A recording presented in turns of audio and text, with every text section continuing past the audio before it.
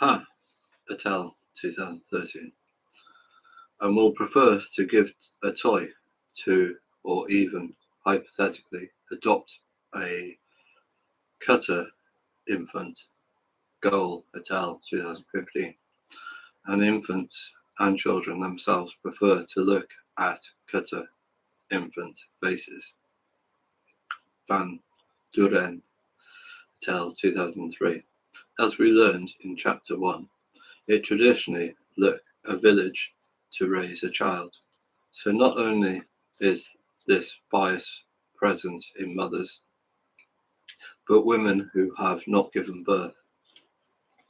And men also find the face of plump, healthy-looking babies cuter and more rewarding to look at, increasing these babies' chances of being cared for by a wider social network. Glocker et al. 2009.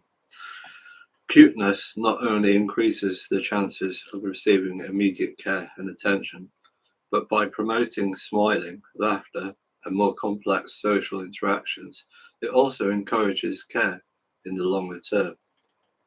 Cues like cuteness and the biological siren of crying elicit strong caregiving responses, which have been shown to receive fast-track priority in the brain pathways.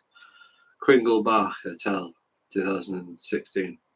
The general assault on the senses that a newborn can generate is a good example of how infants are not passive passengers of their own development.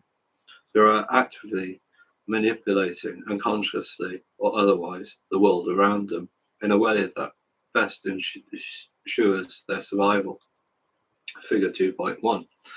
It is important to say that worth the investment is defined here by the blind, a moral process of natural selection, and does not represent value judgments on children or of parents.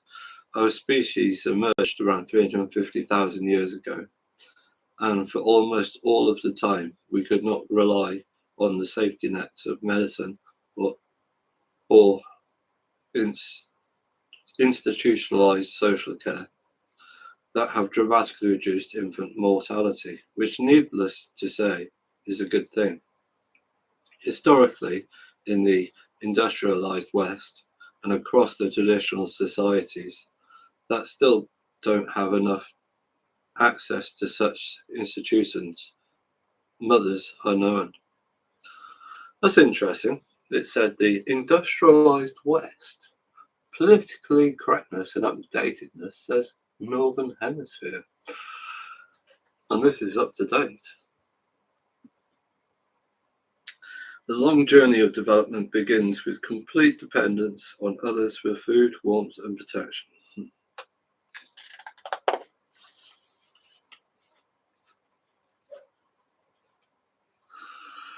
To abandon at birth infants they consider unhealthy or unlikely to survive, and to adjust their parenting effort in line with their social and environmental circumstances. Hardy, 1999. Connor, 1972. Scrimshaw, 1984.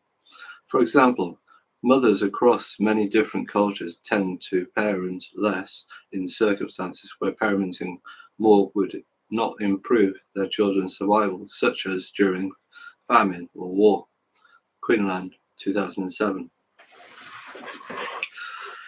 The reason humans have developed a preference bias for healthy-looking babies is that any animal that invested all its time in offspring that had little or no chance of making it to adulthood wouldn't be around for more than one generation, because such babies would not survive long enough to pass on their genes. This does not mean parents love their children because they want to spread their genes. Most people know little about genetics and care about it even less. Parents love their children not because they want to spread their genes, but because they can't get enough of the warm and fuzzy feeling they get from loving them. That feeling comes from having a brain shaped by natural selection that tries it to put its owner in circumstances like those that caused its ancestors to be successful, such as nurturing, feeding, and protecting one's children. Pinker, 1997. Infants are not just advertising themselves as good physical investments, but also signaling they are the social partners of the future. The long journey towards integrating themselves into society begins when they are just hours old. Newborns prefer to look at faces that directly look back at them rather than ones looking away, and they choose to focus in on the eyes and mouth of other people. They can see most clearly at the range of about 25 centimeters, which corresponds to the distance between the infant's face and that of their mother when nursing. Gazing newborns engage a wide audience and potential carers, and from just about as early as it is possible to measure infants direct their attention towards voices and faces and make eye contact in a way that suggests they are born expecting a social world. Connor, 2010. The early social exchanges of infants are often expressed as a back and forth exchange of emotional smiles, mirroring of behavior, synchronized touches, and visualizations. And by 2 to 3 months old, infants show surprise and or distress when their experience differs from such exchanges. An unresponsive face, for example, and try to repair breakdown, be re-engaging the attention of their partner. Child psychologist Colwyn Treven coined the term photo conversations to characterize these types of face-to-face turn-taking episodes between parents and infant, where both participants have a special motivation to share emotions with each other. 1979. A special type of emotional bond that develops in the context is called attachment, which is explored further in box 2.1. Key points. In the short term, infants need immediate care from others to survive, and they encourage this with their physical appearance and behaviors. In the long term, parenting is a big investment, and over the course of the evolutionary history, this has caused infants to advertise their worth and parents to be selective over whom they cared for. Box 2.1, attachment. Attachment is a special emotional bond that children develop with one or more caregivers. That attachment figure gives children a sense of security and stability. The theory of attachment was developed by British psychoanalyst and clinician John Bowlby, who later teamed up with US-Canadian psychologist Mary Salter Ainsworth. Bowlby, 1969, Ainsworth and Bell, 1970. Based on her original work in Uganda, Ainsworth developed an assessment tool, the Strange Situation Procedure, which involved recording the behavior of infants reunited with their primary caregiver after being left either alone with or with a stranger. In this situation, she noticed infant behavior could be generally categorized into several types. Secure.